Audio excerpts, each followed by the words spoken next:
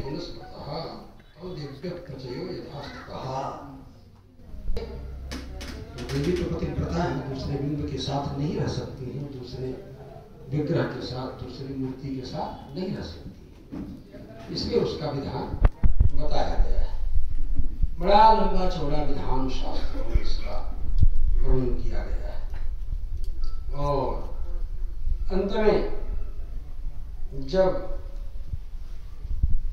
ये आई बात कि इनके लिए मुहूर्त क्या होना चाहिए, क्या योग होना चाहिए, क्या ग्रह गोचर तिथि नक्षत्र क्या होना चाहिए, तो जब नया मंदिर बना है, नई मूर्ति बनी है, उसका निर्माण करना है, नए ढंग से करना है, उस समय तो उसके लिए पूरा मुहूर्त देखिए, विधान से देखिए, सब विधान है कि भाई देखिए इसमें न तिथिर न च नक्षत्रम काल वेला न विद्यते, न कोई तिथि का नियम है, न किसी नक्षत्र का नियम है, न किसी काल का नियम है, और न किसी वेला का नियम है। सदैव कर्तव्यम इति शास्त्रस्य निश्चयः, उसको तत्काल करना चाहिए, शास्त्र का ऐसा निश्चय है। इसलिए तत्काल करने में सारे कामों को छोड़ करके इस कार्य को करना चाहिए। तो पहले 6 तारीख का मुहूर्त निकाला था श्रीधर जी ने, उसके बाद फिर कोई व्यस्तताएं थी सब लोगों की, इसलिए फिर और माघ मेले में इसको करने की बात आई थी, तो फिर हुआ कि फिर विलंब नहीं होना चाहिए, इसलिए इसको इसी समय संपन्न करना है। दूसरी बात, शास्त्रों में ये कहीं विधान नहीं है कि ऐसा कार्य धनुर्मास में नहीं करना चाहिए, इस तरह का कोई शास्त्र में विधान नहीं है। तो इसलिए किसी भी प्रकार की शंका जो है उसका अपने आप समाधान हो जाता है। रही बात जो शंकालु प्रकृति के प्राणी हैं, उनको शंकाएं तो होती हैं, वो तो शंका करेंगे, लेकिन जो शास्त्र की बात थी वो मैंने आप सब लोगों के सामने स्पष्ट कर दी। कुछ तो लोग कहेंगे, लोगों का काम कहना, वो बात अलग है, लेकिन जो शास्त्र है वो स्पष्ट कर देना आप सब लोगों के सामने मेरा दायित्व है। इसीलिए कहा है जीर्णादि में यह नियम लागू नहीं होता है। भग्न हो गया, टूट गया, फूट गया, जीर्ण हो गया, उसमें तो सद्य तत्काल इमीडिएट उसे संपन्न करना, ये शास्त्र का उपदेश है, ऐसा शास्त्र है। प्रतिष्ठा कराते हैं जो, उनको सार्वभौम पद प्राप्त होता है, ऐसा श्रीमद् भागवत महापुराण में भी भगवान श्री कृष्णचंद्र जी ने स्वयं अपने मुख से कहा। प्रतिष्ठया सार्वभौमम सदमना भुवनत्रयम्, प्रतिष्ठा जो मंदिर की कराता है, भगवान की मूर्ति की प्रतिष्ठा कराता है, उसका खर्च उठाता है, उसको सार्वभौम पद प्राप्त होता है, पूरी पृथ्वी का वह स्वामी होता है। सदमना भुवनत्रयम्, और जो भगवान के मंदिर का निर्माण करा देता है, उसको त्रिलोकी का साम्राज्य प्राप्त हो जाता है। और पूजा देना ब्रह्मलोक, जो भगवान के मंदिर में पूजा की व्यवस्था कराते हैं, भोगराज की व्यवस्था कराते हैं, उन्हें ब्रह्मलोक की प्राप्ति होती है।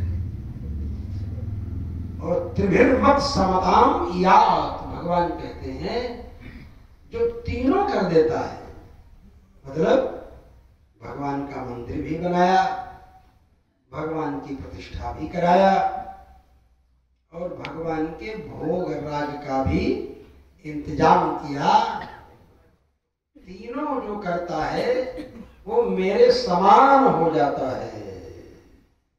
जैसे मैं चतुर्भुज हूं, वैसे वो भी चतुर्भुज हो जाता है। मतलब हमारे धाम में आकर के वो निवास करके मेरे स्वरूप, मेरे रूप, मेरे गुण, मेरी विभूतियां, मेरी लीलाओं का अनुभव करता है, रस लेता है। और अभी तो लीला का ही चिंतन चल रहा है, लीलाएं चल रही हैं। अयोध्या में मैं नहीं हूं, अयोध्या की गली गली में इस समय विवाह की धूम मची हुई है।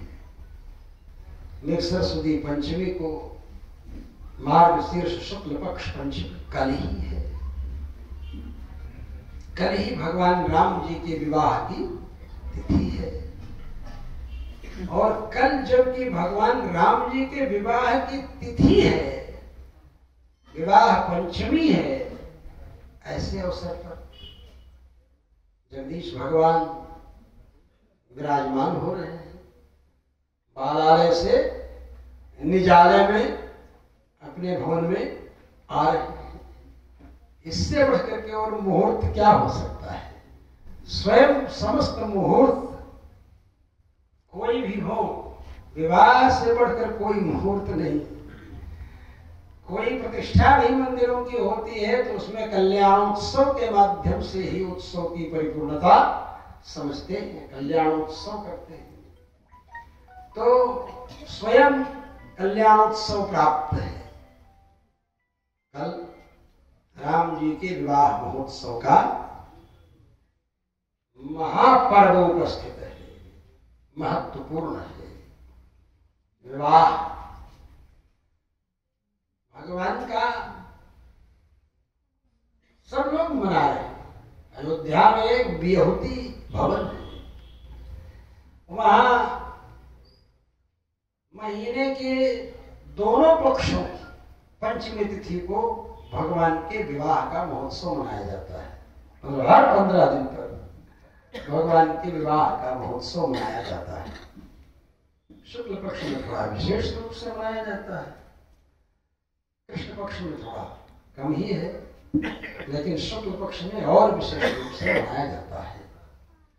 तो मेरे मन में ये भी विचार आया कि कल जब ठाकुर जी विराजमान हो जाते हैं तो हमारे स्वामी लोग यहाँ आए ही हुए हैं, भाग्यनगर से आए हैं, और कल्याणोत्सव का भी आनंद कल लिया जाए, कल्याणोत्सव भी भगवान का मनाया जाए।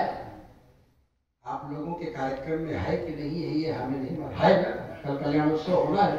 वाह, तो कल कल्याणोत्सव होना है और महामहोत्सव होना है और राम जी का विवाह। राम जी के विवाह में राम जी को बड़ा पुरुषार्थ करना पड़ा है तब विवाह हुआ है, ऐसे फोकट में विवाह नहीं हो गया है। सोचो, अयोध्या से मिथिला तक पदयात्रा करनी पड़ी है। सामान्य दूरी नहीं, 1000 किलोमीटर से कम नहीं है। अयोध्या से मिथिला की यात्रा उन्होंने पैदल की है। और उस यात्रा में जब मिथिला जी की तरफ मुख करके, मिथिला नगर की तरफ मुख करके भगवान श्री राम अयोध्या से चलते हैं विश्वामित्र जी के साथ, तो उनका वैभव प्रकट होता है। सबसे पहले ताड़का का वध करने के रूप में उनके बाणों की शक्ति दुनिया को मालूम हो जाती है कि इनके बाणों में क्या शक्ति है। एक ही बाण से ताड़का को मार दिया, दूसरा बाण भी नहीं किया। एक ही बाण प्राण हर लेना, एक ही बाण मारा और ताड़का टे, क्या बोलते हैं, टे बोल गई, मर गई। एक ही बाण से, दूसरा बाण भी नहीं। तो भगवान के बाणों की शक्ति ताड़का के द्वारा, भगवान के चरणों में क्या कमाल की शक्ति है, ये अहल्या का उद्धार करने के माध्यम से।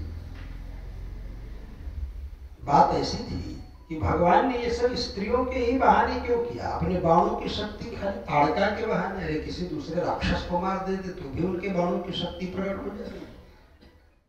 अपने पैरों का चमत्कार अहल्या की जगह किसी दूसरी जगह किसी दूसरे पत्थर पर रख देते पैर और वो कुछ हो जाता।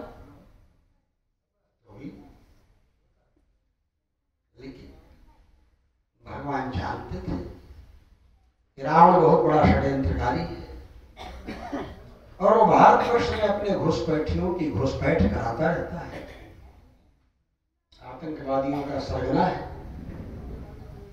और भारतवर्ष में आतंकवादियों की खेप अपने आप ही लॉन्च करता रहता है। और रावण की सारी चालबाजी राम जी समझ गए थे, तो सब जानते हैं, छिपा हुआ नहीं। बात ऐसी थी कि रावण